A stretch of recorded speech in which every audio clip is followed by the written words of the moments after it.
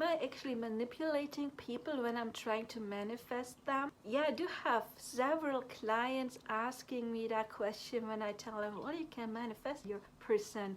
And then many say, but I don't want to manipulate them. And I have to say, yeah, that is something that I would used to think. Back then I didn't know about manifesting. I would have called it magic. And I would always have said, no, no, no, we don't do magic because it is not okay to mess with anyone's free will. But now we know that we live in our own quantum bubble. We have our own holographic universe that we get to play, and everyone is as pushed out, so they have to conform. So the answer is no, it is not manipulation. Manipulation would be if you would try to, well, manipulate them in the outside, you know, like giving ultimatums, pressuring them, nagging them, anything like that, or flirting with other people to make someone jealous, something like that, or oh, they have been ghosting me, now I'm ghosting them. That kind of petty behavior, that is manipulation, and it is not going to lead you anywhere because you're doing this, yeah, with very negative assumptions. Basically your assumption is that person is treating me bad, and yeah, I hope they get their bad karma for that. No, it's nothing like that. The thing is that creation is finished, as Neville Goddard said. Everything has already happened, as physicists imply, so it is strictly determined, yet we do have free will. Why? Because everything happened multiple times. You know, in this multiverse there's different timelines, and I always try to explain it to my clients, you know, like a radio, there's like this rock channel, this pop channel, I don't know, country channel, and all of those channels, like radio channels, are broadcasting simultaneously, and you just tune in. This is basically very similar. There's like different realities broadcasting at the same time, and you tune in according to your own assumption. And if you have assumptions like, well, this person is treating me bad, and people in the past have treated me bad as well, you know, self-concept, then that is what you will get, and you will not get the person treating you good. Or if you have still fears of loss and abandonment, you're not going to get the person that gives you commitment, because that's not a match to your, you can say, to your frequency or to your assumptions. So when we manifest the other person, we're working first of all on our self-concept. We're working on, well, do we have fears of loss and abandonment? Has there been a red thread? And then we may have to work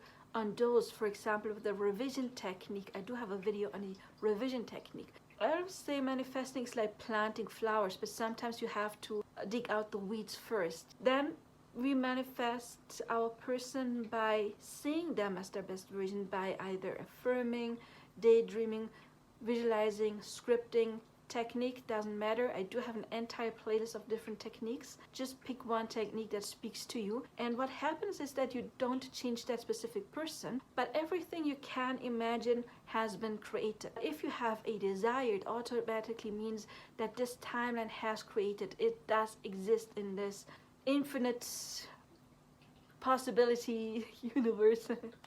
So you work on your assumptions and on your assumptions about yourself again and the other person, and then once that is the dominant belief, your dominant assumption, you shift into that timeline. So your person has no free will, and you're not changing them because they exist many times in this multiverse. I always use this example with my clients. Imagine you apply for a job, and then version A of you gets that job, and version B of you does not get that job. But that means you already exist twice in this multiverse, once with job and no job. And the experience you made, because you couldn't experience both simultaneously, you only experienced one thing, getting the job or not getting the job. And the experience you made was based on your assumptions, not, oh, I'm thinking a bit positive right now, because if you have assumptions about, oh, I never get that job, then you may have a good feeling about that job. But if your most dominant assumptions are like, no, I don't get jobs, then you made the experience not getting that job. If your dominant assumption was, of course I get that job, then you did get that job. You already exist twice. But things like this happen many times, so you exist multiple times. And so does your person. And even if that person you are dealing with in this specific timeline does not want to be with you, it does not matter, because as soon as you have the desire to be with this person, there is a timeline where they desire you as well. It's also never got it. Whatever you want wants you too, right? And when you try seeing them in your visualization or affirmation or scripting or again whatever technique, that they are with you and they choose to be with you and they love you, you're not manipulating that person, that timeline you're dealing with right now. You're changing to that other timeline where that person by themselves with their own free will, chose you.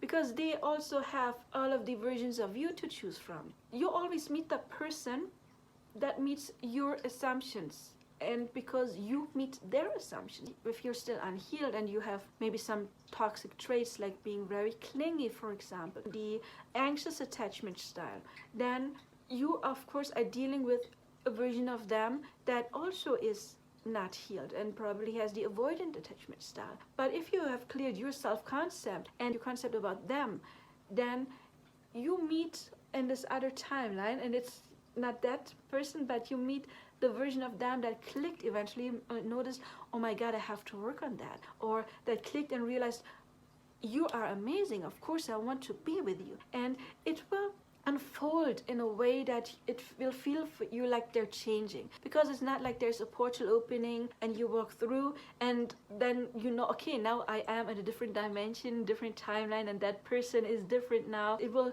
unfold in a way where this person is changing, and all of a sudden you realize, oh my God, I want to be with you. If it's like a romantic thing we're talking about, could also be you have problems with your family, for example, and then you imagine, I want peace with my family. Now you shift into a timeline where they do have that. So you never have to worry. First of all, can I manipulate my person? Because you cannot. Again, manipulation would be trying to force something in a 3D. And you don't have to worry about, can my person grow?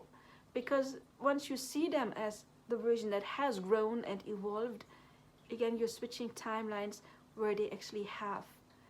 And that version, that timeline, maybe they didn't even make the same experiences because they have a slightly different past than the one you have met. So maybe they have never been that kind of, let's say, damaged. So no, there is nobody ever has any influence on what timeline you experience but yourself, which means you cannot possibly influence anyone. You cannot manipulate them, because you're meeting the version of them that shows whatever you want. If it's romantic, they choose you. If it's like a company, then you choose that timeline where that company knows that you are the one they want to hire, and you will be chosen if you see yourself as being chosen and the other person as choosing you and being open to choose you. So there's no manipulation, and don't worry about it. I hope it helped. If it did, please leave your comment, please like, subscribe, hit the bell icon. Check out my other videos, please. And if you're interested in personal coaching, I am available. I do see you in another video in personal coaching. And until then, I do wish you all the best now. Bye-bye.